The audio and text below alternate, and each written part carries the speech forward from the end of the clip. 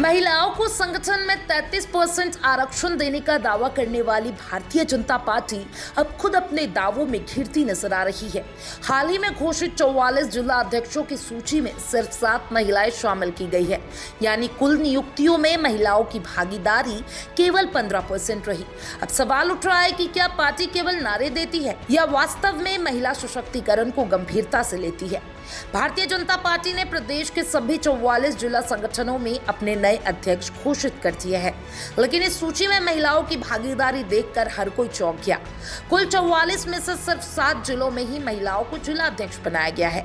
इसका मतलब है कि महिलाओं की हिस्सेदारी मात्र 15% रही है, जबकि खुद पार्टी बार बार ये बात दोहरा रही थी कि संगठनात्मक पदों पर महिलाओं को 33% आरक्षण मिलेगा। इन आंकड़ों के हिसाब से कम 15 जिलों में महिलाओं को अध्यक्ष पद मिलना चाहिए था, लेकिन ऐसा नहीं हुआ। जिन जिलों में महिलाओं को अध्यक्ष नियुक्त किया गया है वे हैं बीकानेर शहर, झुंझुनू, दौसा, भरतपुर, नागौर देहात, जोधपुर देहात, उत्तर और सिरोही। इन जिलों में भी कुछ नियुक्तियां विवादों के चलते सीधे की गई, चुनाव की प्रक्रिया को अपनाए बिना।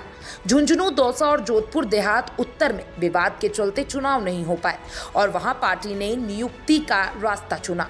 इससे यह भी सवाल खड़ा हो रहा है कि क्या महिला नेताओं की नियुक्तियां केवल नाम मात्र की है या उनमें लोकतांत्रिक प्रक्रिया की भागीदारी भी रही है। महिला कार्यकर्ताओं के लिए यह स्थिति कहीं ना कहीं निराशाजनक मानी जा रही है, क्योंकि संगठन की जमीनी ताकत में महिलाएं बड़ी भूमिका निभा रही हैं, लेकिन शीर्ष पदों पर उनकी भागीदारी सीमित है।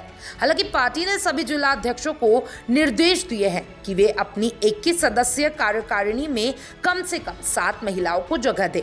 इसके अलावा कोशिश की जाए कि कम से कम एक जिला महामंत्री का पद भी महिलाओं को दिया जाए।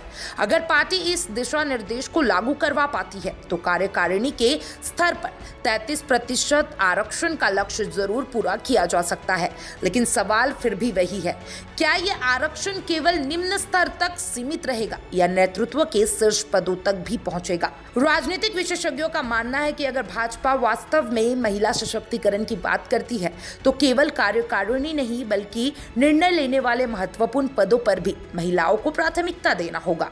कई राज्यों में पंचायत और नगर निकायों में महिलाओं को 50% आरक्षण देने के फैसले को लागू किया जा चुका है।